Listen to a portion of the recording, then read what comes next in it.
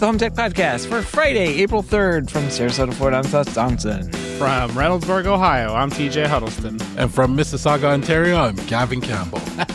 And welcome to the HomeTech Podcast, a podcast all about home automation, home technology, and we're in the what? Mississauga? What? Yeah. I'm visiting my mom for the week, so, the funny part is it's just on the other side of the city. It's like a 50-minute drive from my house, but, so it wasn't a long drive, but, I get fed breakfast, lunch, dinner. It's like the old days. It's got perks, yeah. Yeah, it's got the perks, but then I have to do so much other things. Oh, you got plenty of lists of things. Gavin, can you do this? Yeah. Can you hang up this? Can you do this? Can you fix this? Why is my phone doing this? I spent 4 hours because her banking app stopped working on her iPad, only to find out her iPad hasn't been getting updates, only to find out it hasn't been getting updates because it's too full. So I had to back up everything and reset everything and then reinstall everything just to get her banking app to update. And that took me over 4 hours, they always think it's something simple. Oh, can you get my bank app working? And you just realize, oh crap, I got to do all this other stuff. It's always something. Yeah. Well, anytime I come over here, it's some kind of IT work for me, like a TV's not working or Wi-Fi's giving problems or something, Some people, it only happens around Thanksgiving. Me, every time I visit, it's that way. And you're not too far away, so it's like a service call trip over. I'm not going to give her any ideas as far as she's concerned. It's a 2-hour drive as far as she's concerned. So I usually text in advance and let her know I'm leaving now, and then 2 hours later I show up. I mean, I think all IT people like yourself should have to do some actual work once in a while. So I think this is good for you, Gavin. What? I mean, you sit behind a screen all day. You tell people what to do. I mean, it's nice that you get told what to do once in a while. All right, TJ, I was giving you guys the big room when you came up here, but you're getting the small room. Oh, man. I'm not even coming up because every time you talk about Canada, you talk about people getting robbed, their cars getting stolen and everything. I mean, it sounds like the Wild West. I mean, what is it, California? Oh, they'll see your plates and they won't mess with your car. Oh, yeah, this guy's probably got a gun. This guy's probably got a gun. But you're getting the small room, the one that I didn't put a TV in. I don't care. After that kind of comment. Oh, that's fine. I don't need a TV anyway. Oh, man. Well, that'll be fun. We'll have everybody. Well, two out of three of us in Canada. And then, You're not coming up, Seth? No, I won't be coming come up. on. Sorry, no. Seth's the type of guy that will just show up the day of. Yeah. You don't even tell anybody. You'd be like, there was a $50 flight. I decided, what the hell? I can only be here for 6.5 hours, and then I gotta go. I'll make sure you guys are done with all the work, hanging the cameras and stuff like that. I'll be like, hey, what's going on? Oh, that's cool. Show up for the barbecue. Yeah, exactly. I'm here for the cookout. I'm actually pulling out the barbecue this weekend. Probably gonna clean it up. Nice. Better get all primed up and ready for us. Yeah, it's getting a little warmer. I'm gonna clean up the lawn and stuff. I'm not time to open the pool yet, but we're getting there. We're getting close. I mean, I think you promised to cook the entire time we were there. So no, I actually asked Rose if she would cook for everybody while they were visiting. Hence why I'm visiting my mom for a week. Right? That makes sense. Yeah, she didn't. She's like that no, they're idea your too friends. well. Go away. Yeah. She didn't like that idea too much, so a lot of DoorDash or something, We'll see. Yeah. Well, we've got what happened to TJ? We lost TJ. I actually hit the wrong button. Oh. Don't press that button. Press the other one. Yeah. All right. Well, hopefully you don't have seizures. It's too late. Well, it sounds like it's going to be a good time. We've got a bunch of HomeTech headlines, believe it or not, this week. But first, we've got this Artemis launch. Did you guys watch this today? Big spaceship going up in the air. Yeah, my mom's been reminding me all day. Hey, they're launching the spaceship. And I'm like, yeah, Mom, we have 12 hours before that happens. Yeah.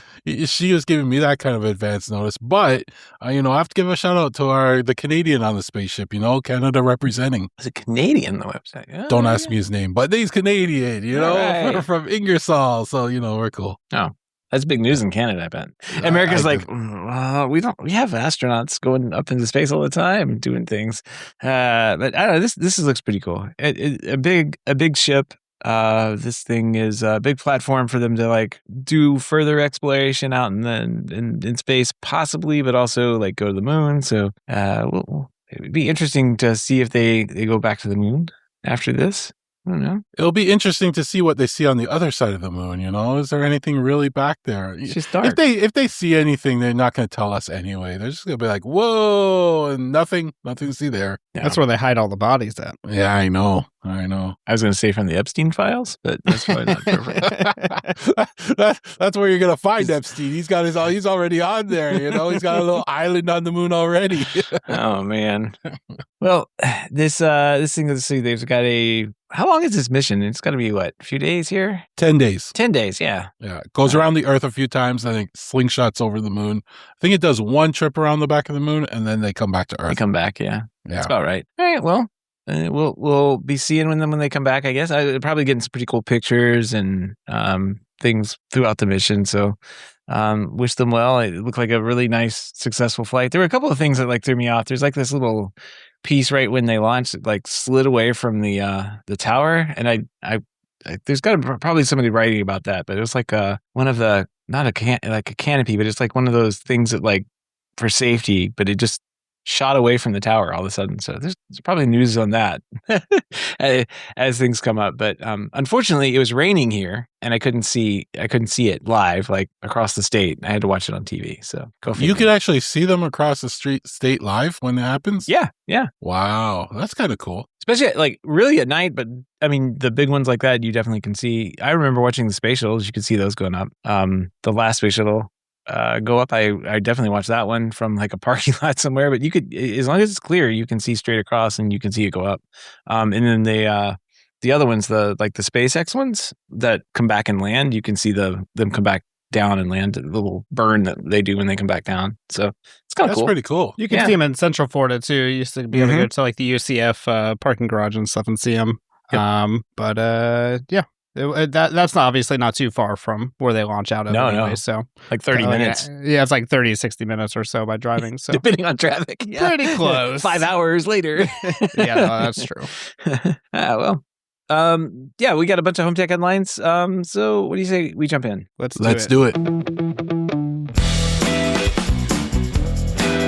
Tired of waiting a whole week for a new episode of HomeTech? What if I told you that you didn't have to? Introducing HomeTech.fm AI Edition, available exclusively to our Patreon supporters. Every week, our advanced AI uses the week's headlines to generate a brand new, full-length episode of the HomeTech podcast, featuring TJ, Gavin, and Seth. Well, sort of. Here's a preview of this week's AI episode. Big news this week. Ring finally has a 4K battery-powered doorbell. I gotta say, I've been waiting for this one. 4,000 Ks of resolution, right on your front porch. Yeah, and they're calling one of the features retinal vision, which honestly sounds like something a Terminator has. But apparently it just fine-tunes the video with AI, so now your doorbell can see better than you can. The thing that gets me is they've got 3 new battery models, the regular, the Plus, and the Pro. And the only real difference is how far you can zoom in on the UPS guy's face. 6x, 10x. At what point are we just doing surveillance for fun? And of course, Ring AI Pro is $19.99 a month, so you're paying $20 a month for your doorbell to snitch on your neighbor to the cops and send you fewer notifications. That's the Ring dream right there. Familiar faces is wild, though. Your doorbell just learns who everyone is. It's like having a really nosy neighbor, except it's a camera and it never sleeps. The only people truly happy about this one are going to be law enforcement when they get those 4K images of porch pirates. HomeTech AI Edition. It's almost like the real thing. Almost.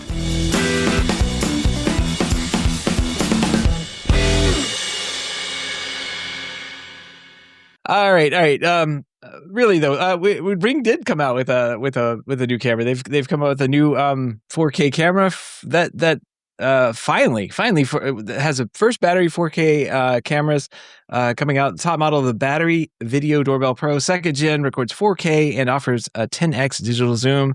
Ring also introduced 2K options: the Battery Video Doorbell Plus second gen with the 6x zoom, and the Battery Video Doorbell second gen, which uses a built-in battery. There you go. They've got built-in batteries. They've got removable batteries. Whatever. They've got batteries if you need them. So, redesigned internal architecture, supports high-resolution video and AI features. Kind of like what they were talking about there on that AI episode of HomeTech. Yeah, the familiar faces thing did seem kind of cool. What do you guys think about these Ring pieces here? I thought AI Gavin already gave you my opinion. Oh, did he? All right. Yeah. Nobody cares about real Gavin's opinion. Yeah, I don't feel like anyone cares about real Gavin at this point. AI Gavin seems to be more interesting, Made a Terminator joke in there. He stole all my good lines. He's just been trained on the right stuff, I guess. I do like the looks of these ones much better than the old ones. They kind of look nicer. That's really my only comment about it. I mean, 4K, congratulations. You finally came out with 4K. Yeah. I mean, it's been a thing on like everybody else's products for years now. But it's amazing that somebody with a limited budget like Amazon can actually come out with 4K battery-powered cameras. Right? Yeah. But one thing I've learned about cameras while watching videos, and I'm not a camera expert here, but the 4K isn't really like the key thing here. Like, there's a lot more to it to give you good images when it comes to these cameras. Like, you could have a 2K camera that gives you a better image. And there's other things to look at. I can't remember all the terms and everything like that. So I almost feel like sometimes this 4K is like just marketing. Yeah, I mean, it is. I mean, it's basically how much you can like enhance the image, but it still doesn't deal with like the low light quality and stuff like that. Exactly. That's really what like we've talked about many times on the show, like the Starlight sensor. Oh, yes. That thing is like amazing, where it's just color night vision. And it definitely makes a big difference in the camera quality. And you can have a 1080p camera with the Starlight sensor in there, and it looks amazing compared to like a 4K sensor without anything in it. So there's definitely some other stuff that Ring could be doing that they're not, and it's just because they have brand royalty, and they really don't have to. Maybe a few more years they'll come out with an SD card. Mini micro SD card jack on it or something. Yeah, it'll be like a USB C dongle, plug into the back of it or something. Right. Lives in the wall. Like AI TJ was talking about. You do have the Ring AI Pro subscription for $20 a month, and I thought it was funny there. Even the AI generated script identified that you get fewer text messages, of all these things if it is summarizing things correctly. So it could be interesting. Well, and that's something I need from like every camera system at this point. Yeah. Like if you identify me that's like walking around the house, like on the outside and stuff, don't notify me that I'm walking around the house. That's the annoying thing right now is because it's starting to get a little nicer outside. I'm working outside more, and I have like 80 notifications from the backyard camera because it detected me as I'm working outside. Yes. And it's like, but it's me. I don't need to know about me. Right. I like that with the Ring, the AI. They've really done a good job with that because I set my neighbor's house all up with Ring cameras, and their notifications are very smart, and they'll be like, somebody's looking in the car window. That actually happened one night, right? And they got the notification, and it described exactly what the person does. And now whenever I walk up to the house, I do something strange just to startle them and make their notification kind of say something weird, right? But it is really cool what Ring has done with that. If you wanted these, you can pre-order them now. They release some time towards the end of April 29th. $249 for the 4K, $179 for the 2K, and then $99 for the second gen 2K with the built-in battery. Just wait a week or two and they'll go on sale. Yeah, $79 for the one without the built-in battery for the 2K. So there's one for every price point all the way up. And then if you don't like any of those, you can do a blink, and it's probably half the price. It's like 20 cents. Same company. It's weird. All right. Well, speaking of Ring, Alan, friend of the show, Alan Chow actually brought this to my attention. Ring has a developer program now. It looks like they're going to be setting up some kind of Ring app store, and they've got a new Ring developer portal where you can find like third-party developers can find like how to build apps around Ring video footage and data. There's a couple of use cases like business intelligence, events-based notifications, workflow automation, customer traffic analysis, elder care monitoring, pet wireless assessment for behavioral patterns, health insights, mood detection, and then home analytics, pool condition. Is your pool green or not? That'll be an app, green or not. Maybe it'll send you a text message to pick up chlorine at the pool store or something. That's actually not a bad idea. Or no, and even take it a bit further, but monitoring the pool to see if there's something something happening in the pool, like if your pet fell in the pool or some kid fell in the pool. That would be awesome, because right now my camera, I can just set it up, but if you're out there in the pool just swimming around, it will still keep alerting you that something's in the pool, like TJ walking around the house, right? But if it could actually know the intent or what's actually happening in the scene, That would be really cool if they could build something like that. Imagine programming that. Is drowning? Yes, no. Is drowning function didn't quite work right. Yeah, Gavin is drowning in the pool. You know, my wife would just ignore that. I didn't get any message. Just some of these dang notifications I keep getting. Officer, it was just buried in all the Ring notifications. Mm-hmm. The page includes a couple of testimonials from some of their partners right now, describing integrations and activity summaries, safety alerts, all that good stuff. So yeah, I'm kind of interested to see what they have here and what this could bring moving forward into the Ring ecosystem. Sounds kind of interesting. Like, is it going to open up integrations with some other systems too? Like, I don't know. I think it's like a closed-in. It looks like a closed-in system. I don't know. Like if you can act upon, you write something that detects like a dog pooping on your lawn, and you can act upon that. Like, what could you do? Could you send a webhook or something to like Home Assistant to turn on your sprinkler? You know, will they allow something like that? It would be interesting to see. Yeah. You guys are thinking about way too deep. This is literally just for the Amazon Fire Phone. That's right. Probably. Wait, was this released today? Hold on a minute. Are we getting excited over something that was released today? Oh man, yeah, I'll sign up and see what this is all about. We'll see. They have a Twitter account and stuff, or sorry, well, they actually reference the twitter.com/Amazon app dev, so interesting. You can follow them. They have a YouTube channel. Oh, yeah. Interesting. Maybe I'll just watch that instead of signing up. Maybe the better thing.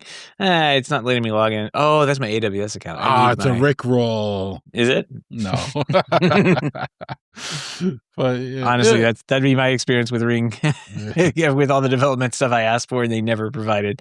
Like, it would be nice to integrate with their alarm system that they never allowed, but whatever. We'll see. Yeah, we'll see. All right, well, speaking of real video cameras, Ubiquiti actually came out with some G6 Edge series, which are a massive update, I guess, to their camera line. This is basically like having that. What is that little device that they introduced? The AI port? Yeah, in your camera, where all of the analytics and everything happen on the camera. I'm going to say, just like every other Hikvision camera out in the world right now, like it just gets all those analytics built into the camera. Didn't all the cameras already have the analytics built? Just not Ubiquiti.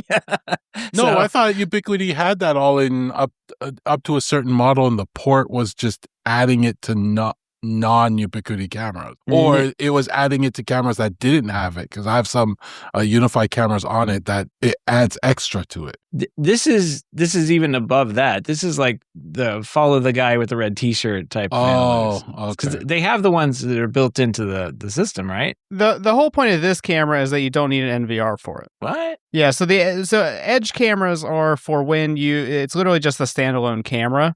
And so the easiest way to think about it is like Verkada cameras. I think that's how you say that kind of company name. It's like all the cloud-based cameras. But this camera, like most of other PoE cameras, it has a micro SD card slot support for it. But you don't need an NVR like you do a traditional Ubiquiti camera system. But it's got NVR integration. So it does, but you can use a standalone. So if you wanted to roll this out and just put micro SD cards in it without an NVR in like a central place, you could. It's cloud cameras. No man set up direct to site commanders.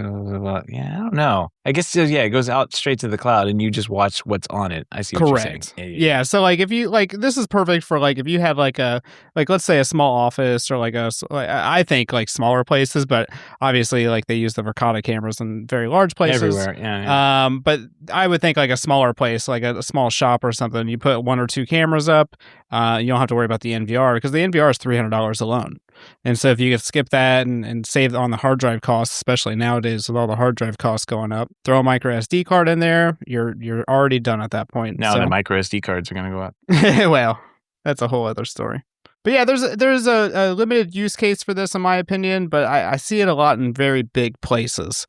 Where maybe you don't want to have like a central location for all your storage. So yeah, it also has the extra AI portion on it as well. Like it has that built-in. It's the AI key. Yeah, the key. Not the. What is this thing? I think it's like all their G6 cameras have the same capabilities now. Is that the same as because I have some of the G6 cameras, the little... I could be wrong. This one seemed like it had more. Yeah, it probably does because it's the Edge variant. Yeah. I'm interested to see the prices on this. Well, is it the G6 Pro turret? That's the one. That Yeah, one how is much is the Edge turret? $479. I mean, that's not terrible. No, I didn't think so. Ubiquiti cameras are pretty expensive anyway, but The G6 turret is $199. The G6 Pro turret is $479. Oh, no. This would be Edge. It has the Edge on it. So the Edge, the Edge dome is in here. Here's the Edge turret because I'm not buying a dome. Yeah, how much is the Edge turret? Q3 2026. So yeah, no question. Okay.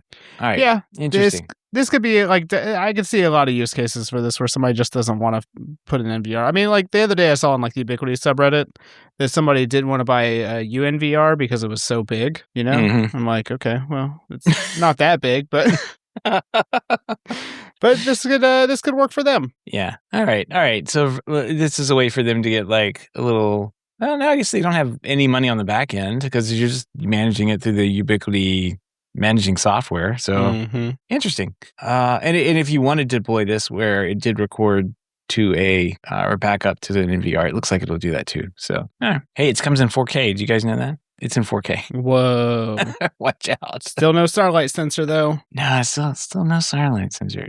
Or I think Starlight is like 5 generations back. Like whatever the newest one is. Yeah, whatever. I know what you mean. I'm old, I guess, you know. Give me that Starlight. Yeah, I guess that is it. These have the micro SD cards built into them. And I'm trying to find the AI thing. Okay, so they have a bigger A76 chip and then the Pro. So it does look like it has a bigger processor for AI event things in here. So yeah, it looks like it's a step up from the Pro G6 Bullet. It has an A53, and so does the G6 Pro turret. So they have pretty much the same analytics. I think this has got a dual ARM Cortex A76, whatever the heck that is. It's just at a bigger number, which means it's better, just like 4K. Obviously. Yeah. All right. Well, we'll see what these look like. I wonder what the price is going to be on them. Should be fun. But $1,000 a camera. What do you think? Yeah, probably. Just buy an NVR, you know. They'll drop these and then come out with those AV things that we've been talking about, and those. We'll see what the prices are on those. I think it's going to be crazy. Don't be like, man, that's cheap in comparison. Yep, exactly. All right, let's move on here and talk about another company that makes cameras. Reolink has released its first solar-powered floodlight aimed at solving common floodlight cam problems. This one has got a solar thing on it. So it's got a built-in 7,800 milliamp hour battery. It's got a solar panel.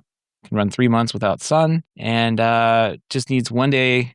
I'd say 1 hour of sunlight can power it for a day. So, unfortunately, not a 4K camera. This is a 2K camera with 150-degree field of view, and it does have lights though. It's got 1,000 lumen lights on it and a 110 dB siren. It does, however, offer you that full night vision, so that should be nice. It has built-in on AI detection for people, vehicles, animals, and will give you smart alerts that way. Also, recording to micro SD.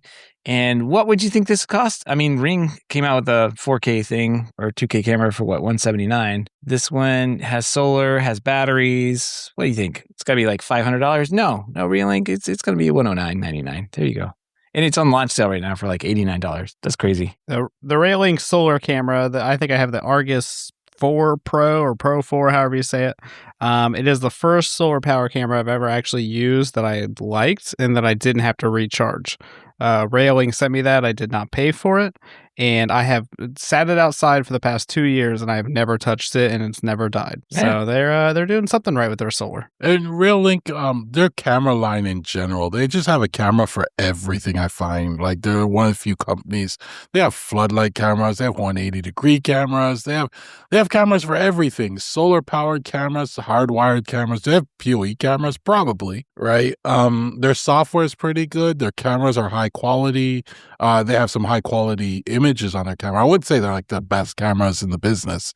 But if somebody, is looking for an all around system and they're like me and they like to have the same camera everywhere, this is a company you might want to look at. Yeah, it's like one of the actual true like competitors to Ring. Whenever somebody's looking at Ring and they're like, oh, I want Ring because they have a floodlight and they have like a spotlight camera and an indoor camera. Reolink is basically the only company that compares to that at this point. Yeah, and their floodlight camera, like that's a good point, is one of the only ones that kind of look like acceptable. Like there's other floodlight cameras out there, but they all look weird.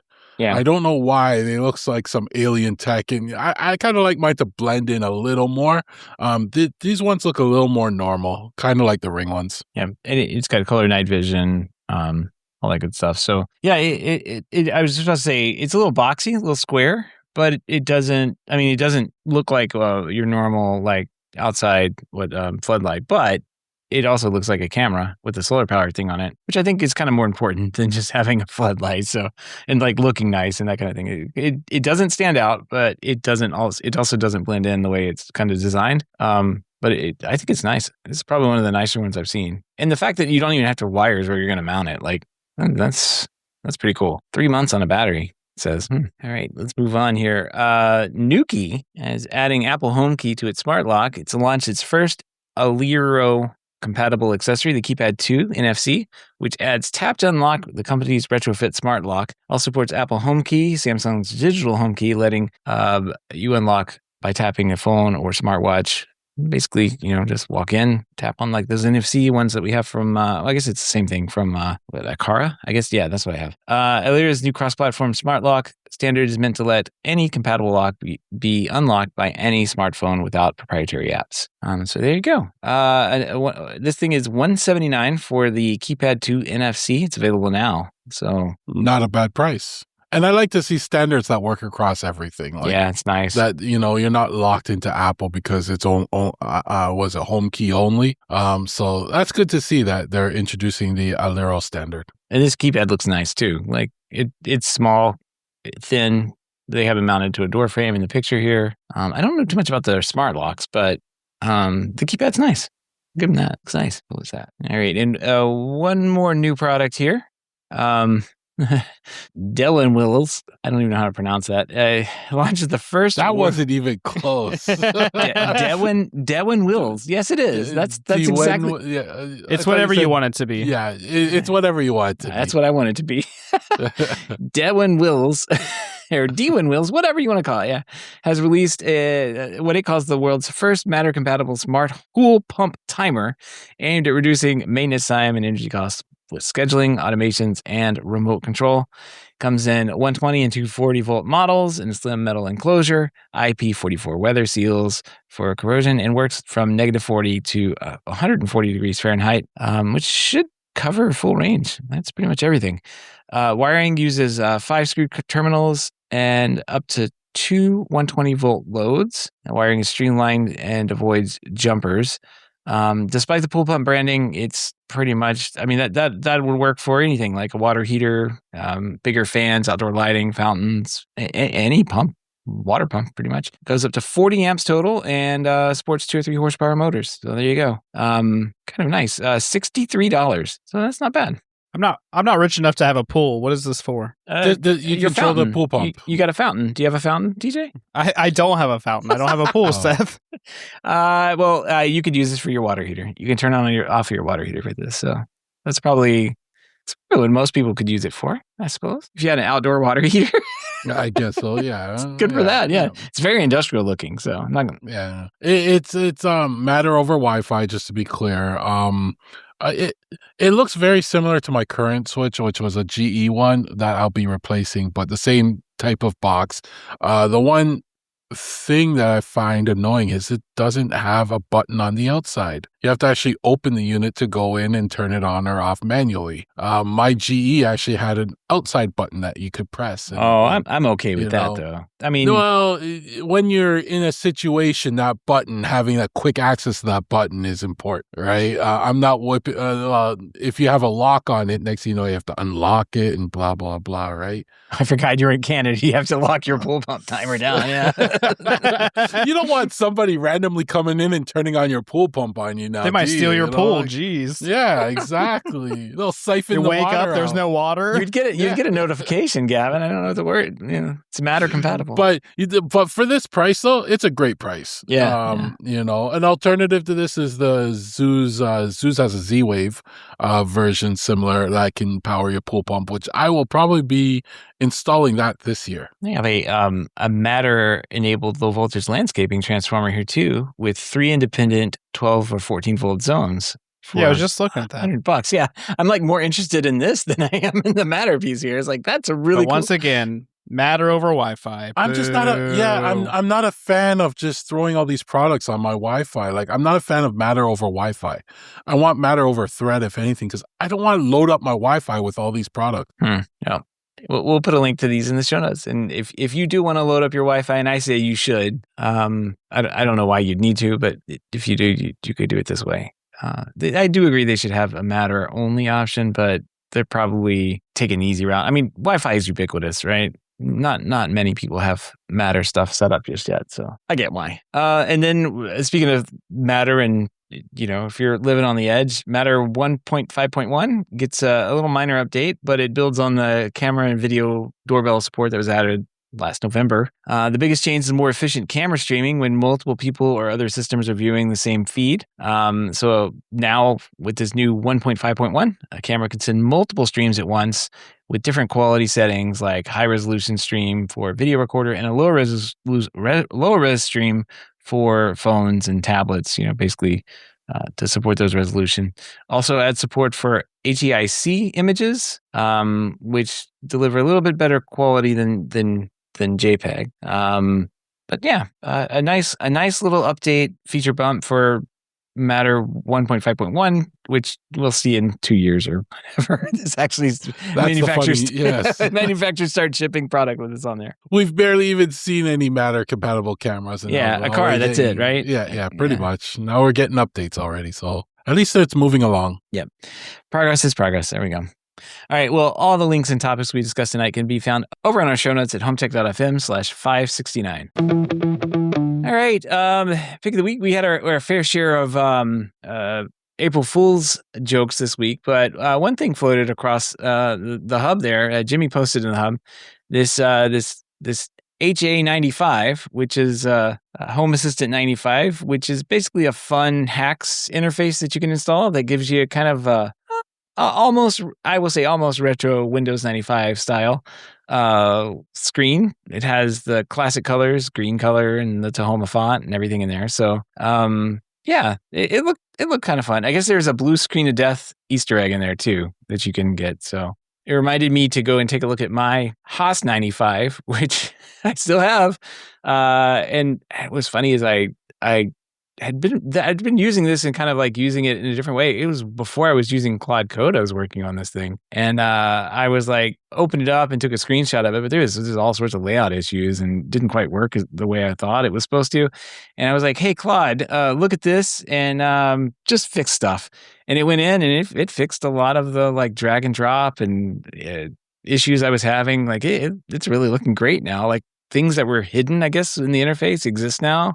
Buttons are showing, and it just made one pass at my old code. So it just kind of shows you like this was vibe coded last year sometime, and in that time, this is how far we've come. Like one prompt killed a bunch of these like really weird bugs and edge cases that I kind of was fighting back then, but not really caring to move forward on past like what existed. But now, I'm able to navigate through my devices and entities, open and close different the slider windows and open and here's the room vents. I can open and close those. So yeah, this is wild. And mine also comes in a hot dog theme. So whenever I do release this thing, you will have the most beautiful Windows 95 and 3.1 theme possible. Not just the green. It's not a competition, Seth. You don't have to compete. But Claude was also used to make this one too. I see. Like you're seeing more and more of this. Yeah. Because when you're on the GitHub and you look at contributors, you're seeing Claude everywhere. Oh, Claude, right? Yeah. And the guy that actually, I guess, vibe coded this or, used Claude or I don't know how much he did of it, but it is Paul, who's also known for the mushroom cards in Home Assistant. And I think he now works for Home Assistant. I believe he also tweaks the main cards and stuff in Home Assistant as well. So, he does good work though. Like with those, I love those cards. Yeah, mushroom cards are great. That's what I use all the time. Yeah. Interesting. He didn't commit his Claude MD file here, so I didn't see that. But yeah, I see that Claude is doing some commits on this code base here. Which, for the record, I have nothing against. If you use Claude as a tool to develop, like I have nothing against that. It's if you have Claude doing pretty much everything, that's a whole different story, right? No, I don't know about that either. Like you can definitely have Claude doing everything. The matter, like what I like is some of these projects out there that have that in there, and you can kind of like go and dig through and see how they're using it, and you're like, oh, I didn't know you could do that. And especially like some of the open source projects that are using it pretty heavily now, and just kind of seeing them move around and what they're doing. Yeah, there's all sorts of things. I'm like, oh, that's a great idea. And then I realize how much time I don't have to mess around with it and just keep using what I'm doing. So yeah, I'm using Claude now and to review some of these things that I'll see scripts and stuff that I'm like, oh, that's interesting, but I'm a little nervous. So I asked Claude just to go through the code and say, hey, is there anything in this code that could be a backdoor or that I need to worry about? And it does its work, and it comes back and says, no, you're clean. So I've done that a couple times for even Home Assistant integrations or other integrations or other plugins for different things. I've like, hey, check this out. Are there any, do a security review on this and let me know. And it's gone through and said, yeah, I wouldn't install this, and here's the reasons why. And if you just install this other thing that's like well supported, and you're not installing this hacky version of it, and like it points you in the right direction. Yeah. So yeah, I've definitely found that to be useful, especially when you're just point to a random GitHub repo. Oh like, yeah. That provides a compiled exe as the installation. It's like, I don't know. Well, I'm on a Mac, so I don't have to worry about those things, the viruses and whatnot, right? Sure.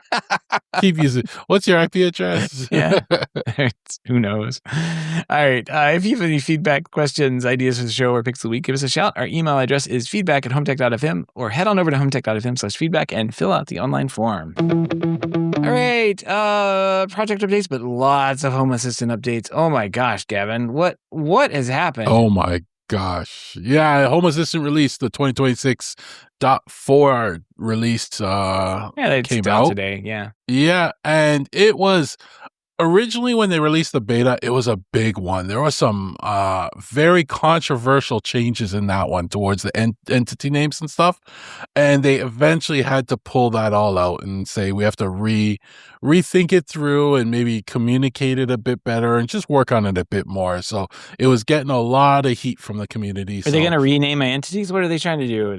They're going to be adjusting the entity names. It's for the better in the end, but the problem is it may affect templates and stuff like that when people my God, upgrade. Stuff is going to break. Yeah, so it's going to affect your dashboards. A breaking change in Home Assistant? No. It's very rare.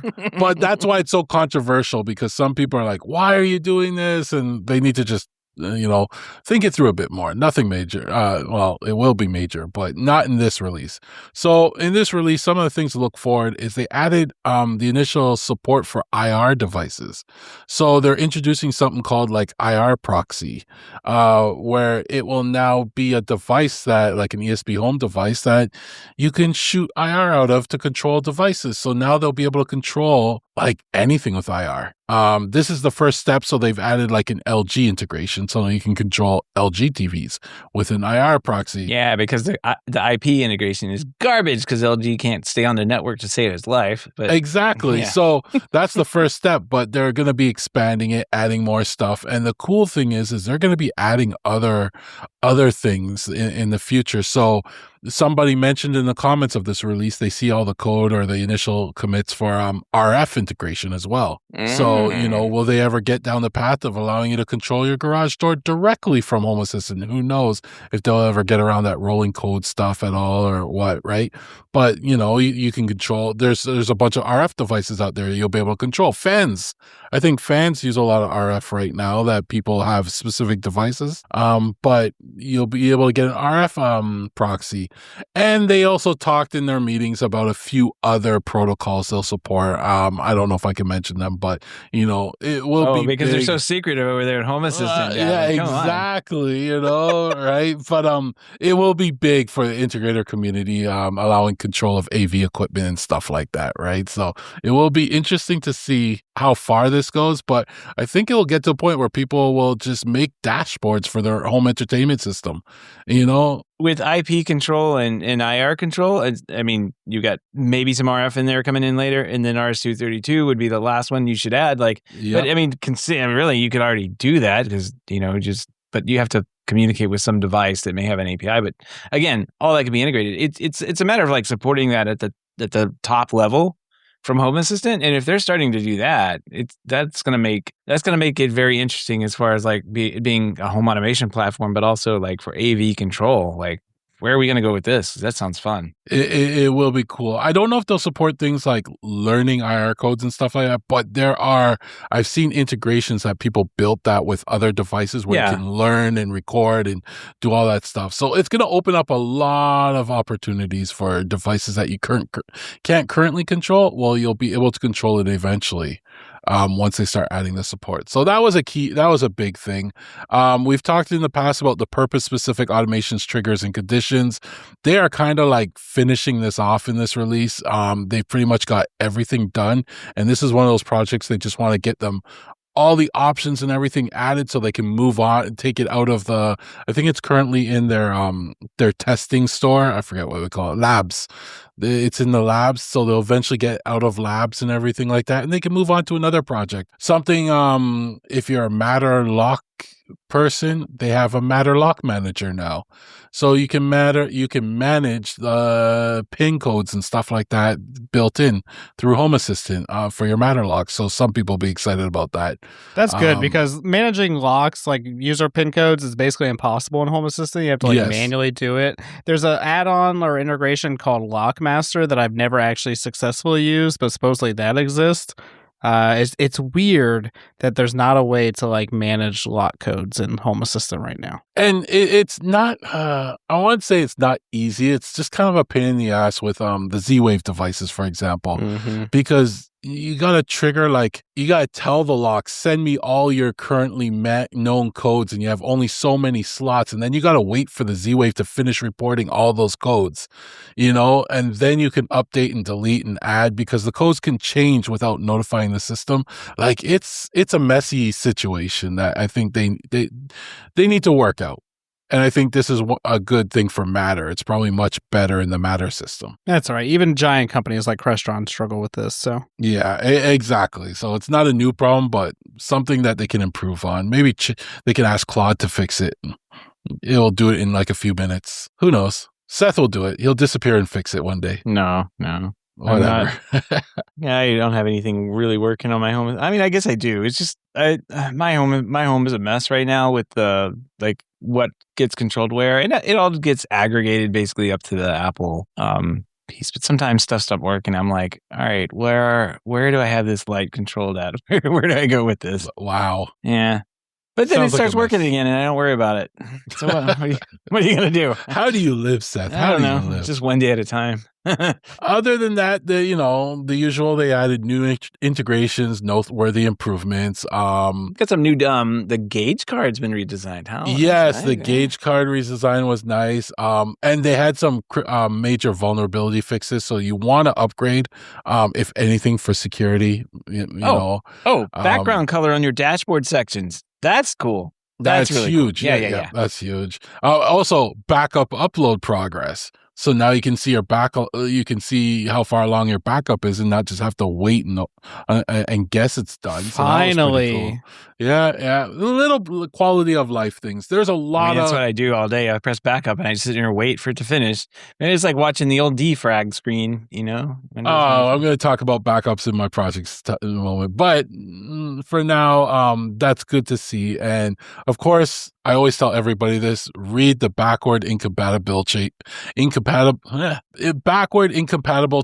Make sure you read that section and see if anything's going to break. No, you have to read. You guys are all shaking your head. Just do it. Just if you're going to read any section, notes. Read that one section, because something may break in your section, your setup, and it will answer the question why. Right? And there's always, they don't even call it breaking changes anymore. That used to be a breaking changes section. They renamed it to be a little nicer, but they're like, that's not what that means, changes. But that's what it is. We all know.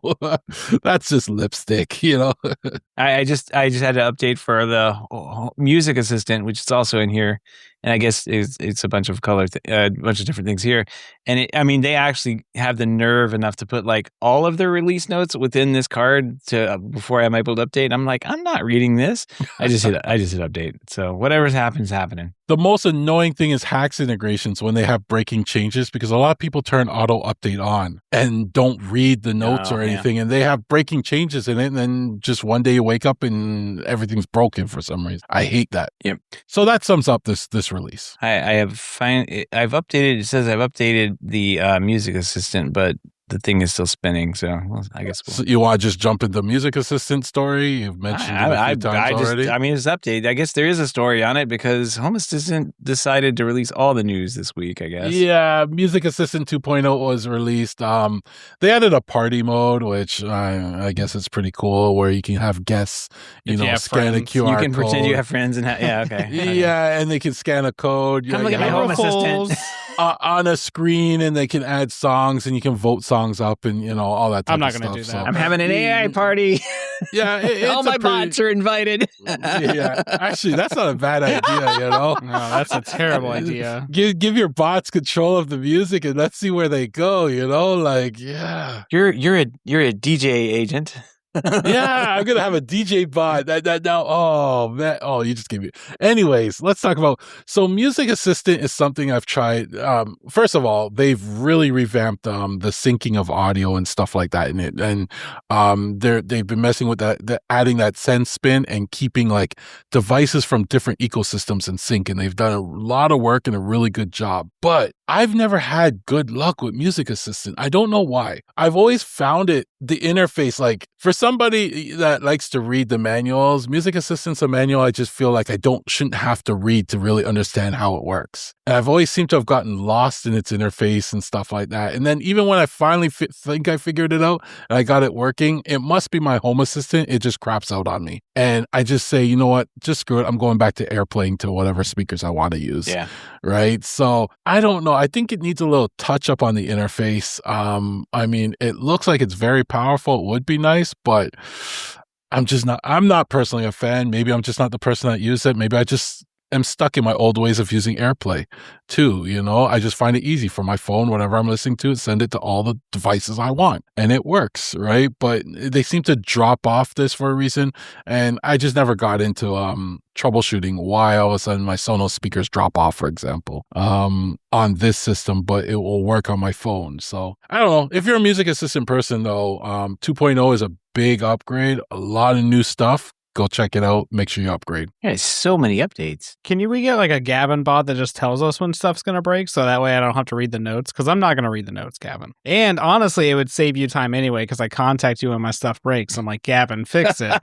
So if you just created a bot that does it for me and notifies me, then I can skip all of that. Well, not really, because the thing is I'll tell you it's going to break, but to upgrade, you're going to have to break anyway. So you're going to upgrade anyway. So I still have to fix it anyway. So might as well just cut that out, because you're going to upgrade and break it anyway and then call me anyway. So that's true. Yeah, no point. I just updated my Matter server and the Music Assistant and the main thing. And I guess its connection's lost. So it must be restarted. Are you using the beta Matter server? So I've been using the beta Matter server. I didn't even realize I was using it, but there's a toggle to turn it on. It uses that Matter.js now. I think it's the Matter.js. It's under the Matter somewhere in Home Assistant. Yeah, it's somewhere in Home Assistant. It's in the config. There's a switch, and they highly recommend switching it over to the beta version, because they say it's a lot more reliable, and eventually that one's going to replace the built-in Matter server. And so you might want to, Seth, since you like to YOLO, go for it. I've had it switched on the other Matter, but once again, I don't seem to have luck with Matter either. So, I just gave up with Matter. It says I have other networks and a preferred network and thread, and I don't see the settings. So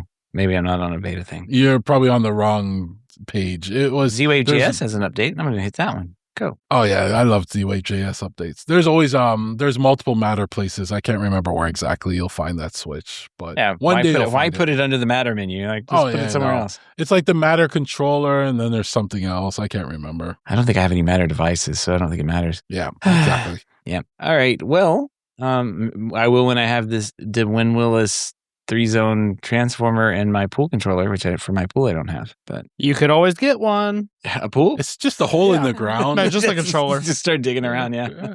I mean, all you have to do is down in Florida is dig down, and eventually water will fill up the hole. Just add a pump to the stream behind your house there. Like, there you go. It'll filter the water. Have it filter the water. I don't think it. Nah, we have this like brain eating amoebas here. I don't know if you know about it. You don't swim in the water in Florida. You don't even touch There's it. multiple reasons for I'm not saying swim. I'm just saying you can have a pump there. Just don't do it. It's just a random pump running in the backyard on the river. People confuse people. And then Heatit is now works with Home Assistant. This is a Norway-based manufacturer of smart heating and climate control devices. So yeah, they've got some Z-Wave devices that have made it into the thermostats, that kind of thing. Looks nice. It's European. If you're in Norway, you have an option that's works with Home Assistant certification. On it now, local communication. Yeah, there you go. There you go. And then the big story, they're modernizing the encryption of Home Assistant backups. Who cares? Like Seth is so salty about this. I know. I honestly don't even know what they were doing in here, but yeah, they're modernizing the encryption. All right, we can move on. We're using a new key derivation and blah blah blah. Like, they're gonna have like this thing backed up where quantum computers can't crack your Home Assistant backup, like it's your bank or something. Meanwhile, I don't understand people when they do this stuff. I mean, what are they going to get if they break your Home Assistant backup? Are they going to get like, oh no, they got my Spotify music password? Like, what are they getting out of here? I don't get it. Do you hook your bank up to this? We have smart toilets now. They can get your poop catalog. Oh my gosh. You don't want anybody to have your poop history. I don't understand. I mean, they'll be able to watch your cameras, you know, if you think about it. Yeah. I don't maybe there's some reason to have this be like an absolutely secure thing, but why waste time on this? It's a Reddit problem. Let's move on. Yeah, I guess. Yeah. And the other thing they announced was they now have a new firmware for the ZWA2 and ZBT2, their antennas, that turn them into Zigbee and Z-Wave repeaters. Now, the thing is they're probably going to be the best Zigbee and Z-Wave repeaters because they are some of the best antennas out there, just the way they're designed and all, which also will make them the most expensive Z-Wave and Zigbee antennas at the same time. So, you know, there's a couple things there. So if you had more than one bathroom, this would be great. You have one of these toilet paper holders in each bathroom, and it'll extend your Z-Wave or Zigbee network. That's great. Well, if you had like say like another outhouse or a house in the back or, you know, in the forest or something, you can put one of these there and use long range, and they'll be able to communicate, and all the devices will can go to the repeater there, and then it will be able to reach back to the house. And you can install that Heatit thermostat in your outhouse, and it'll reach out there. That's good. Yeah. So, but it's an experimental firmware, but you know, eventually everything with Home Assistant feels like an experimental things anyway. So yeah, we'll just call it version 1.0 of the firmware. There you go. Yep. Yeah. All right. Well, lots of Home Assistant updates. We just gathered them all here in too, man. But we did do some work this week. Gavin, what you been up to? Oh, it's been a rough week this week. I've been through. There's been ups, there's been downs. You know, like one of my first downs is I was working with Cursor, updating some Home Assistant dashboards and everything. And I said, "Hey, update this graph on this page." And he went through and he did some stuff. He said, "Okay, done." And then I reloaded my Home Assistant and all my dashboards were wiped out. You only had the graph left. Not even the graph. That was the messed up part. Everything was wiped out. So I was like, "Cursor, what'd you do? Undo it." And he's like, "Oh, my bad." He's like, "I accidentally overwrote all your dashboards doing a test, and there's no way to get it back. I didn't back it up. Yeah. I hope you have backups turned on." And he went into a whole spiel about how he felt so bad. I felt bad for the guy, but at the same time, I was so pissed because this was about 11 o'clock at night, and I was mad, and I instantly went into panic mode. But then I realized, wait, I have backups. Well, I bet they're encrypted too. No, they weren't encrypted because I back them up to my other server, so they were wide open. But okay. This is a good reminder. If you don't have backups of your Home Assistant, and it's an important infrastructure, turn on the backups, get your backups going. Get multiple backups. Just be safe because the backups are actually really good, right? That's the thing I found. So the problem with my backup is my last backup I took that morning. So it was on the previous version of Home Assistant. Then during the day at some point I had upgraded to like the latest version of Home Assistant. Yeah. So the backup was for a previous version. I tried restoring just the dashboards, but now then Home Assistant wouldn't even load at all. So I was kind of in a weird state. But once you get access to the prompt, there are commands that will easily let you downgrade your Home Assistant to the previous version, easily restore the backup, and then you reboot and you're back into Home Assistant, you know? And it's something that you should probably try on a test system once and just, you know, like you could do it in a Docker and do a restore and you'll see how easy and how reliable it works, and it will save your butt. In these types of, this is probably the second time I've had to do it. Yeah. You know, and each time the backup and restore process worked flawlessly. Like I have no complaints about it. So that's a reminder to everybody. Turn on your backups, you know, just be safe if you don't have it turned on, right? And make sure they're using bank-grade encryption. Exactly. You don't want somebody getting access to your Home Assistant logs. The quantum computer is going to have to be able to crack my Home Assistant backup now. I'll need hackers to know when I'm using the restroom. Yeah. Also this week, so remember when we were at CES and all of us got a MyQ lock and we were all thinking to ourselves, we'll never be able to get rid of this thing. Yeah, I was trying to blow mine up, but Nicole's like, nah, you shouldn't do that. And I was like, but I live in Ohio. I could totally blow it up and make a TikTok video about it. True. Did you guys go to the MyQ party? You crashed it? Okay, yeah. And they gave us all a MyQ lock. We spent a lot on drinks. We got a lot of drinks, but the MyQ lock's not a cheap lock, but it has like video and everything, battery powered. It's a MyQ lock, right? It's like 6 months or less battery life. It's a piece of junk because MyQ sucks. But anyways, I found a home for it. I found a sucker to take it. They don't listen to this podcast, so it's good. But it was the type of person that I thought would take it. So it's just a person that doesn't really have a smart home, but they have a MyQ garage that they use. And I was like, hey, I got this MyQ lock. Do you want it? And they're like, oh, yeah, I have a MyQ garage. I'm like, great. It's now out of my house. Yeah, no returns. This is a person you don't talk to, hopefully, right? Because they're going to definitely contact you for tech support and be like, this thing doesn't work. Every now and then we go for lunch, you know. I said, listen, the box is unopened, so I didn't get a chance to read the manual, so I can't help you. If it doesn't work, you'll have to figure it out on your own. And she's like, oh, my husband will figure it out. And I'm like, all right, good luck, you know. But they're like a non-smart home type person. They don't even have and she's like, I just want a smart lock. And I'm like, it's a MyQ lock, close enough, right? Like, here, have it. And she was so happy, so I got a home for it. That was the type of person I thought would take the MyQ lock. That is so nice of you. I know. I feel... Or not. I'm not really sure. I don't know how to feel about it, but... I feel like, they probably won't be buying lunch next time. Yeah, probably not. Yeah, I have officially banned MyQ stuff from work now. So whenever somebody's like, I have a MyQ thing and it won't work, I'm like, that sucks because they suck. So sorry for you. It's like, we don't touch it. It's like printers now, you know? The MyQ stuff is just is plagued like printers, and I just don't touch either one. Yeah, well, I'm just proud that I found a home for it. It's no longer sitting on my shelf. Like, I didn't know what to do with it. You know, I felt bad throwing it out. I felt bad keeping it. I found somebody that can use it. I'm going to bring one up for you. No. Keep it down there. No, I'll call the border and let them know. They probably won't even work up there, so... American. Oh, that would suck too. But they'll find out. They'll find out. Yeah, they'll find out. It doesn't work in Canada. That's not my problem. Anyways, so that was another thing. The other thing I found out, so I needed another Fire Stick, a travel Fire Stick. So when I travel, I like to travel with a travel router. I travel with a Fire Stick. I put MB on it to stream all my shows and everything like that, right?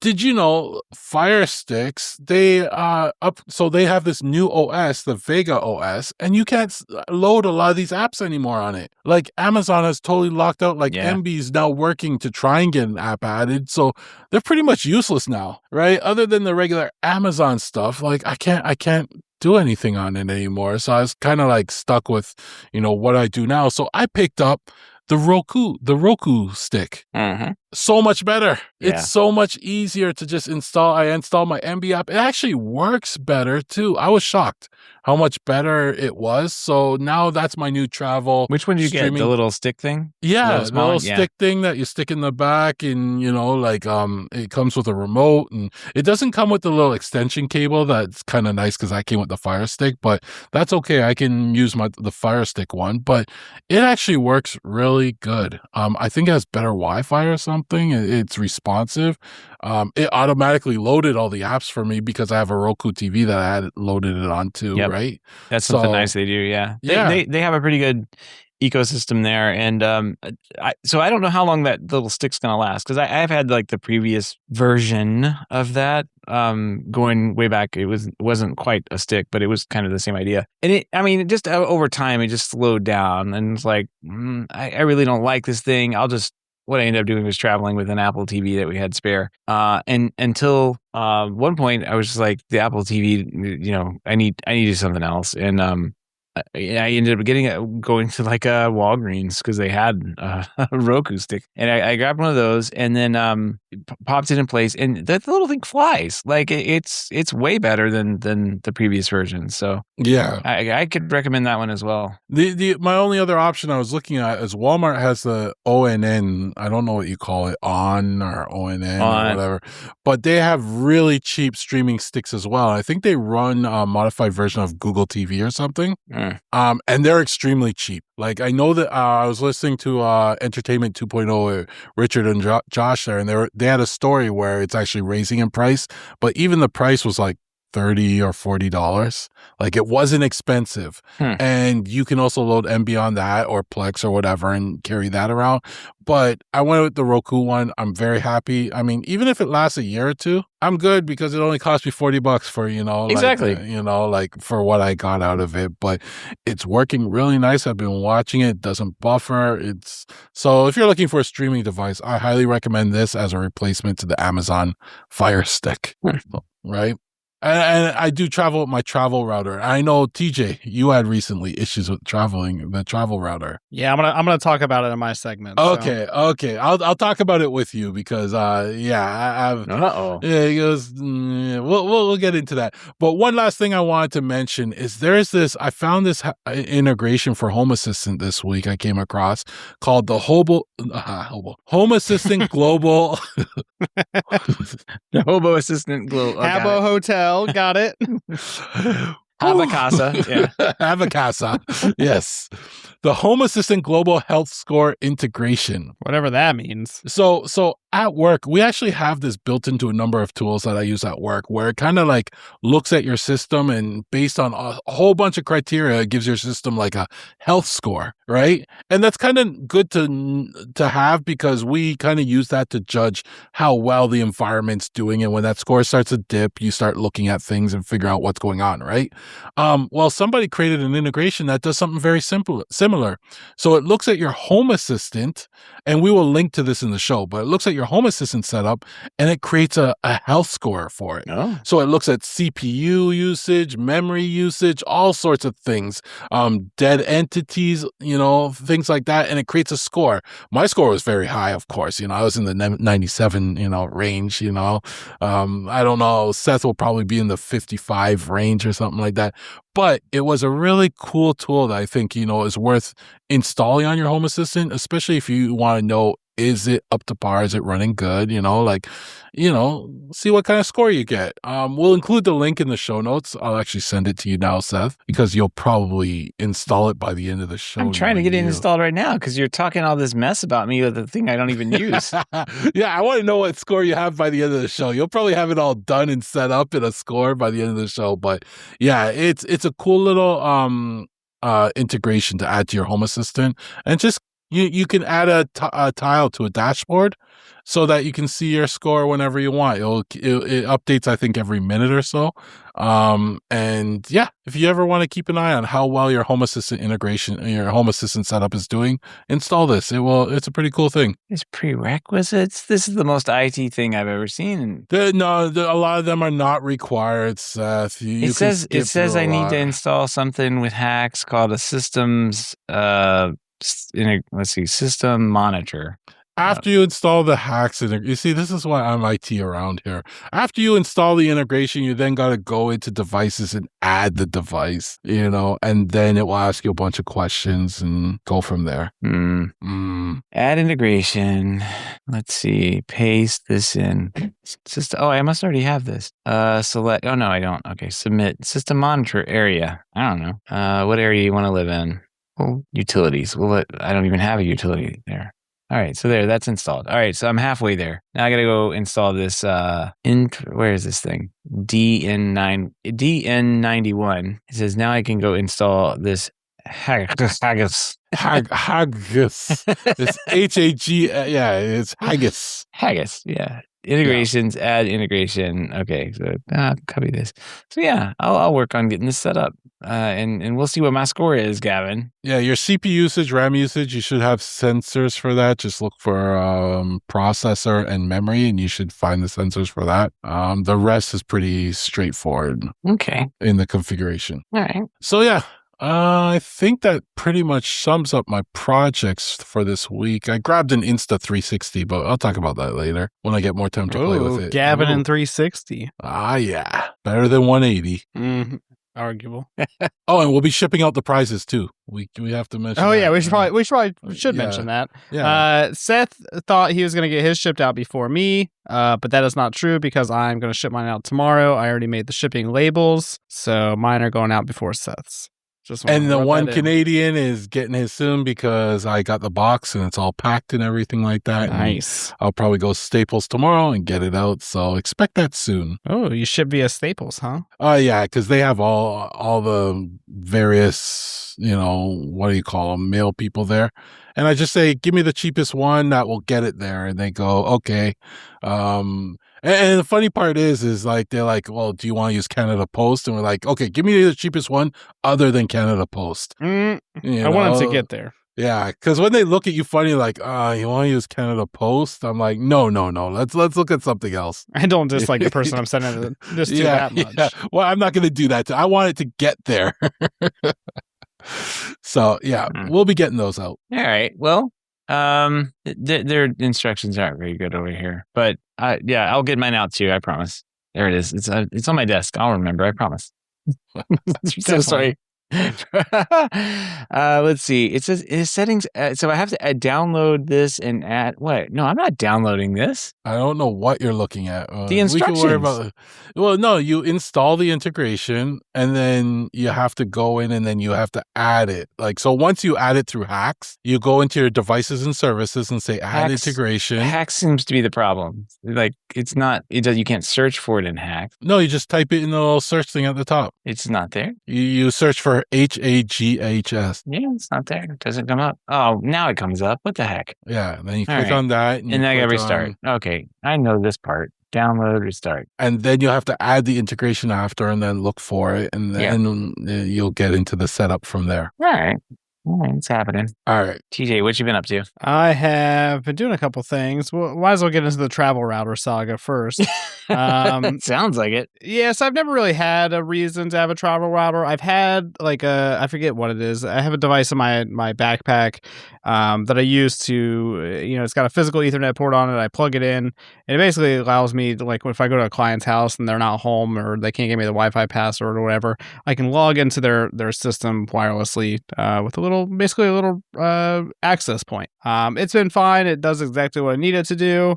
But when Ubiquiti came out with the travel router, which obviously is not a new concept at all, I was like, I'm going to go ahead and get a travel router because then I can bring like a Ubiquiti camera with me whenever I travel, and then I can teleport back home. It's just so much easier because if you know me, I'm not going to set up, whatever WireGuard or OpenVPN or whatever BS it is because, teleport's just so much easier if you're already in the Ubiquiti ecosystem, which I obviously am.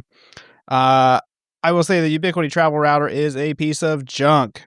I have spent more time like troubleshooting this and like that. It's just like it's so buggy because like I'll go to log into like a Wi-Fi network and then it like doesn't actually let me log into the Wi-Fi network. It just keeps letting me like look at the screen that says I should connect to the Wi-Fi network and then it doesn't work.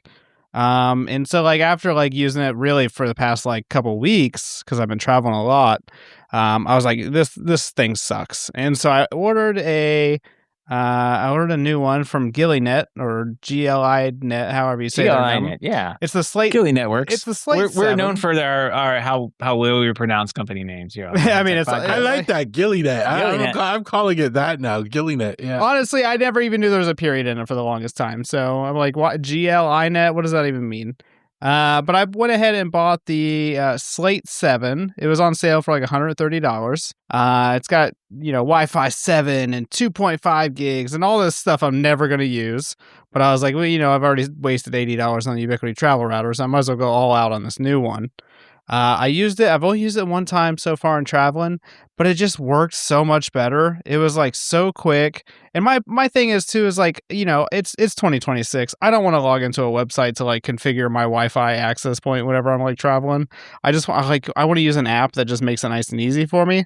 And so that's what this does. It uses an app, and you can add all kinds of apps and VPNs and all this stuff that I'm never going to do. But it just worked, and I don't know, just like it was so much simpler to set up. It didn't take anywhere near as time, and there was no bugs with it. So I'll have to see how it goes the next couple of times I travel. I'm done with traveling for the most part right now.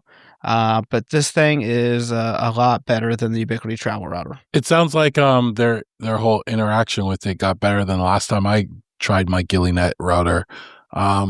Because I had to go to the web interface and do a bunch of stuff to get it working. But once I did get it working, it worked nice. So at my mom's house, I brought my UniFi travel router with me. You can't beat the size of it, right? Right. That is the biggest advantage. It's very small. And I set it up, and it was using her Wi-Fi, and then, piggyback as the uplink and everything like that. And then all my devices were instantly online. But I was having problems with devices staying online. For some reason, I could be on a Teams call and it would just drop, or things like that. Streaming would just drop. And it was getting me upset as well. And what I ended up doing was I just hardwired it in, because I had an Ethernet port here. So I just plugged it in, and now it's basically the Ethernet port is the uplink. And I realized it was so much more reliable now since I did that. So maybe it's Wi-Fi just sucks, but either way, it kind of sucks. Yeah. Right? Like, I know they've released a lot of updates and it got a little better since when it first released, but it's like repeating that Wi-Fi signal, or, piggybacking it kind of sucks. Yeah. And I will say too, the Ubiquiti travel router, I know it doesn't have like external antennas like my Slate 7 does, but the range on the Ubiquiti travel router is awful. We rented basically like a suite at our last hotel that we had, and it had, the bedroom in the back of the hotel, and it had like a little sitting area in the front where you like walk in the door. And I was already down like 2 or 3 bars just on the opposite side of my hotel room. And the Slate 7, I had full bars even in that same room. So I brought both of them to compare, side by side, and the GilliNet was just so much better in every single way. So if you haven't bought a Ubiquiti travel router, I would recommend not doing that. They might come out with a new version at some point. It seems like this one's just underpowered. Yeah. And Ubiquiti has been doing that sometimes with their cheaper devices like the Dream Router 7 or the UniFi Express, where they're like good devices, but they're so severely underpowered that it just makes them painful to use. Yeah, I agree. It's awful. They do look nice. So, they're so small. You could literally put it in your pocket and you would like not notice it. I mean, it's obviously not as thin as like a credit card or anything, but it's so small and compact that it's a very easy like add-on. Like it's cool. Like when you're on a plane and you just, you set it up on the plane and your various devices now you don't have to add all your devices, like I don't know how many devices you'll have on a plane, but I had my Wi-Fi, I had my phone on it, and I had something else on it, and it just worked. Right. Yeah. Like, but it wasn't the most stable device I find. But when I plugged it into Ethernet, it worked a lot better. Yeah. So I don't know if they just have issues with their Wi-Fi. Well, as with everything with Ubiquiti, wait till the second version comes out. Probably maybe they'll come out with a pro version or something. Yeah. Well, knowing Ubiquiti, they won't even release a new version of this. It'll just be like that we gave that a shot. That's it now. We used all the little screens up and we're done.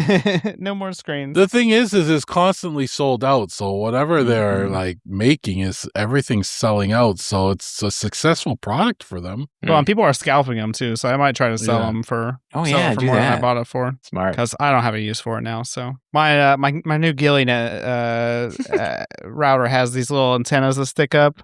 You know, it's kind of like a little touchdown symbol. I like it. Yeah. Wake up in the morning. Now I can't look at them the same way. You wake up in the morning, you're like, yeah, you're excited, little guy, about my Wi-Fi. I hate when people ruin logos for me like that, or, you know, device. You know, somebody told me this week the Slack logo looks like 4 ducks sniffing each other's butt. I'll let you go and look at it, and you'll never look at the logo the same again. Oh, it kind of does. Ah, They're California ducks. That's why it makes you wonder why every AI company has like a variation of the butthole for their logo, like Claude, Yeah. OpenAI. And so. oh, you ruined all those logos. There you Oh, go. yeah. You're welcome. Oh. All right, TJ, continue. You All just right. ruined these logos for me. Yeah, another device I took with me on my travels this week, Anker sent me one of their new products, the Anker Nano Power Strip. This thing is kind of cool. It clamps onto a desk, and it gives you a bunch of AC outlets and USB ports. This thing, it's pretty nice. I just put it like on the bedside table. For some reason, hotels always have like the worst outlets next to the bed. I don't even know why they do it. They like put them in the lamps and stuff like that. And so And I they're just always worn down or broken or, yeah. Yeah, it's always like the worst possible outlet. So what I do is I clamp this to the bedside table and attach my devices to it instead. So this thing is pretty nice. 70 watts max power, so pretty powerful. At least I can charge all my stuff. This thing is actually great because you could clamp it to like the back of your desk, and the plugs are off the back, right? Mhm. But then they also have some plugs on the top and some USB ports in the front, and it makes it easy for if you're just plugging things on sitting on top of your desk. So I like the design and I like the whole concept behind this, just to add some extra plugs to your desk. And I like the way that it tightens too. It's just a knob, you know, you just twist the knob or untwist the knob to tighten or loosen it. It clamps It's on. Yep. easy. It doesn't need a lot of force. It just works. And then I've been doing a lot more outside stuff. You know, it's starting to get time. It's warming up occasionally here in Ohio. And one day it's 80 degrees and the next day it's 40 degrees. It's third winter, as I like to say. Third winter. I got my irrigation system piping done, and I've been uploading some videos to TikTok. So we'll drop a link down below in the notes. Be able to see my progress, and I've been I'm terrible about making videos, and so I've just really been trying to make videos about random stuff and just post them on TikTok because I feel like that's what you use TikTok for. So if you go on there, you'll see me talking about my EcoWit, soil moisture sensors, or me unboxing some apple trees that I just planted. Hey, I watched that one. Yeah, it's pretty nice. And then one of the videos I talk about my irrigation system, the layout has changed a little bit, but it's still the same concept. And I actually had my hose spigot replaced today, so that way I can leave the water on full time, because I replaced the hose spigots when I moved into the house, and I did a terrible job at it. So I paid a licensed plumber to come out and fix them for me, so that way we don't have any leaks anymore. So now that that's done, I can actually start like finalizing my layout. Went out today and glued all my irrigation valves on, and starting to run wires and stuff like that. So the big reason I was trying to get some of this done right now, though, is because I just planted like 6 arborvitaes and 2 apple trees, and they need a lot of water, and I'm not going to go do that every day manually. So at least I got it working good enough to where I can water it through my Ratio irrigation system or sprinkler controller. Nice. So you call that a controller? I've been. But the Zeus device isn't a controller? No, that's a hub. It's a hub. It's gonna be a Ratio hub. Come. Yeah. Glad you got the Ratio hub. Yeah. Man, that's what it is. Gavin, I got a 91. It was higher, but something was a 97. That's pretty good. 91's not bad. Well, it keeps going back and forth. It goes to 97 and then goes back to 91. Don't know what it's doing. It's a 91, sorry. I'll take it. And that's all my projects. What about you, Seth? Man. Still working on my TV app thing. I'm getting closer on that one, but I want to clean up the data that I'm using a lot. I installed the Home Assistant Health Score. No, big thing I installed this weekend was a water heater. We've been waiting for one to show up at Home Depot for a while. We have like this tall, skinny water heater we were going to replace. It just took forever to get it. So finally got it. Got it earlier in the month and it was all banged up and dented. So I ordered a new one and they shipped it to the wrong town, and that Home Depot wouldn't ship it to this Home Depot. And now this is my third one that I've ordered. So it's been quite the adventure just to get a water heater. Are you sure you should get this water heater? It sounds like nobody wants you to have this water heater. Those other two maybe, but this one I have now. So yeah, it's working fine. And I've got it all installed. But what I noticed when I was putting it together, it has like this eco port or something on it. It's a Ream. And I was like, well, somebody obviously has hacked this or whatever. And sure enough, they did. And there's like a little, I'll look it up for the show notes as well. There's a little like ESP32 thing that you can get and plug it into a RS485 adapter for a, I don't know, it's one of those M5 stack things, little tiny development things. You plug that in and it'll tell you like your water heater information off of there. So yeah, why not?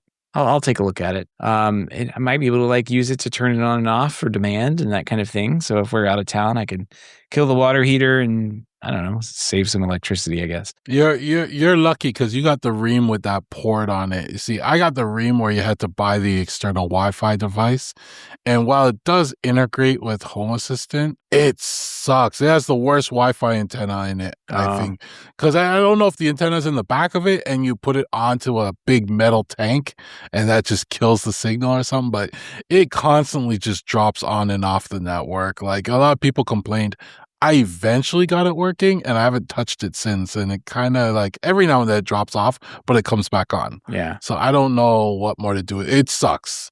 But the ESP, a lot of people have been doing that. If you have that port and they love it. Yeah. It doesn't look like it's very complicated. So yeah, it's already, the work's already done on it. I'll be happy. I haven't even looked at what it was going to do, but those little pieces, little parts and pieces that you need to set that up with are like $14 total to order. So yeah, should be getting that in and hooking up sooner. The water heater's working though, so that's nice. It's always nice to have hot water. Well, I don't even use it to control the hot water. What I actually liked is it notifies you of problems with your hot water maintenance heater. and stuff. Oh, no, okay. Well, one time my I guess the pilot light or whatever mine doesn't have a pilot light, but one time it stopped working. Yeah. And I got a notification, hey, your water heater is not like working. And I went downstairs, I looked at the code and I figured out how to reset it and it all came back on, right?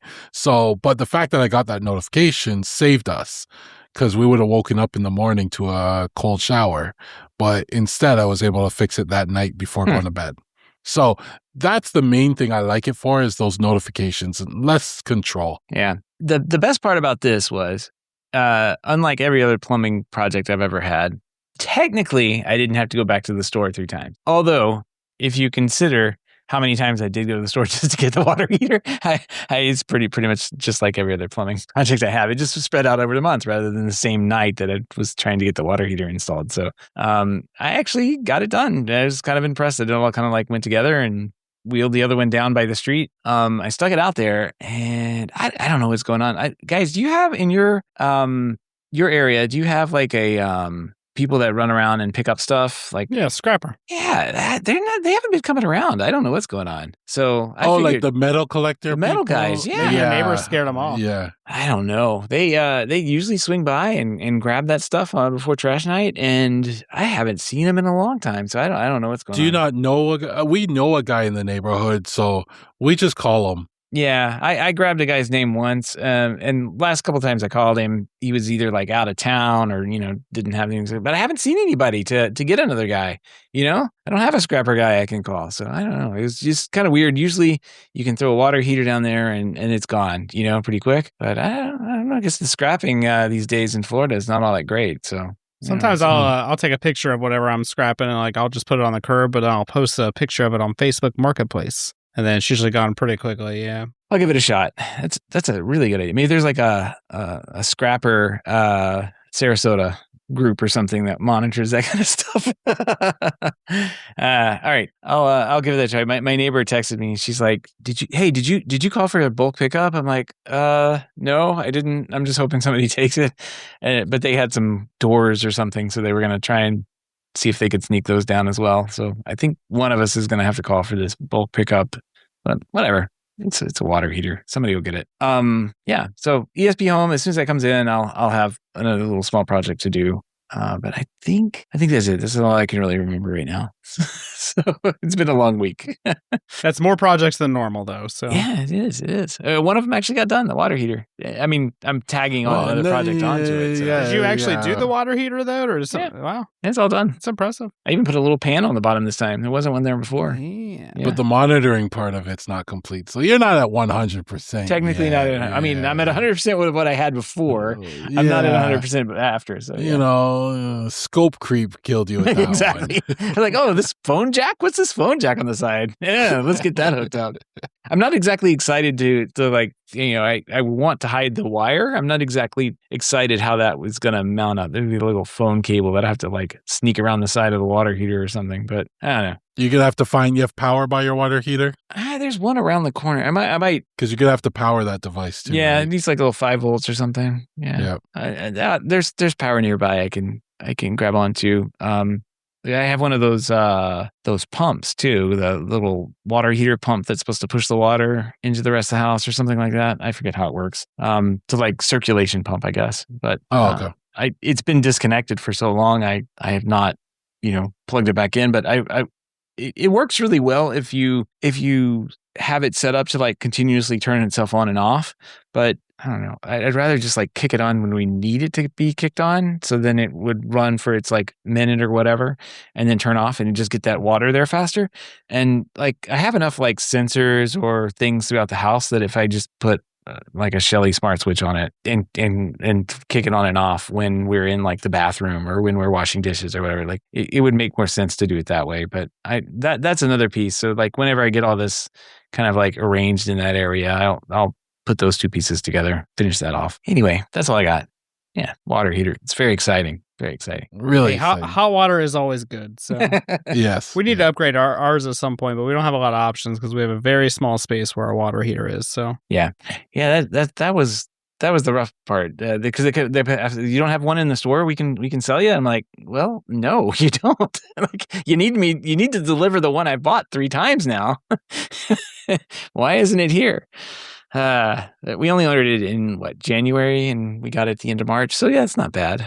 Imagine being without water that long. Huh. Wow, that took a while to get to you for a water heater? It took at least a week or two each shipment. And 2 of them, like I said, 2 of them were one of them was banged up and the other one went to Kissimmee. So there we go. Wow. Fun. All right. Well, that's going to wrap up the show this week. We want to thank everyone listening to the show, but especially want to send some big thanks out to those who are able to financially support the show through our Patreon page. If you don't know about the Patreon page, head on over to HomeTech.fm/support to learn how you can become a patron for as little as $1 a month. Any pledge over $5 gets you a big shout out here on the show, but every single pledge gets you invited over to our Slack channel where, we have all sorts of fun stuff in there. The April Fool stuff was kind of flying by today. Wall plates. Lots of plates. Oh my gosh. Lots of plates. Epic. Everybody installed a plate on Monday. It was post your wall plate day on Monday. So if you missed that, you missed it. I guess technically you could still join.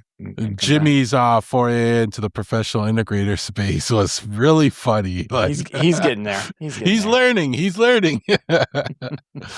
him TJ. You made him spend some money and get a new device though. So that's right. Good. He didn't have to buy an expensive network tester though. I went for an affordable one. Should get one. Yeah. There you go. Yeah, all sorts of fun stuff in there.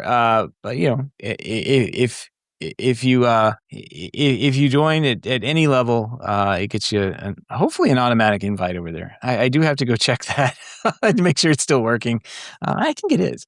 As long as sometimes I think people log in with those like hidden Apple emails or whatever, and it's only for patrons. So when we send the email to them saying, "Hey, you're invited to the Slack," it doesn't make it to them. So I think that's what the problem is. I do want to give a shout out though, actually, to Richard Gunther. So a few weeks ago when I ranted about my Western Digital drive trauma, going through warranty with them and not getting a drive, Richard reached out to me and he said he had an extra 8 terabyte drive sitting in the drawer because he went through an upgrade process and he's shipping it to me. So, I already told him thank you, but I want to let everybody else know what a nice guy Richard is. Yeah, super nice guy. Everything they tell me, like, I don't believe them. Richard's a great guy. So thank you, Richard. All right. Well, if you can't support the show financially, we just appreciate a 5-star review, a positive rating in the podcast app of your choice. That's going to wrap up this week in Home Tech. Everybody have a great weekend, and we will see you next week. Till next time. Take care.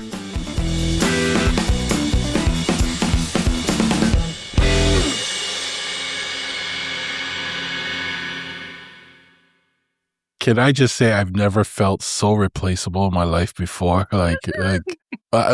Thanks everybody for listening. I'm done. I'm done. It was creepily similar voice though. Yeah, they're not perfect. They're close. Yeah. Like you could tell who they were. But I didn't do the perfect voices. I tried. you have I to pay cheaped more out. for that. No, I just did the quick ones. I think I can do the ones that are more professionally done. But I decided, if it's going to be AI, it's going to be like, not quite the same. Are you going to pay me for using my voice to change? No. Can't win. HomeTech.fm/support. If you want advanced copies of the HomeTech podcast before we release. I can actually do these faster than editing the show. This is what Seth spends his time doing instead of editing the show. That's what's funny. I told you, DJ, this week when Seth goes quiet, he's up to something. I know. He was quiet for so long. I know. And he pops up with this. I should just, before the end of the week, I should just publish it on the Patreon page. See what happens. You'd probably get this episode. You'll probably get the AI episode before this episode's released.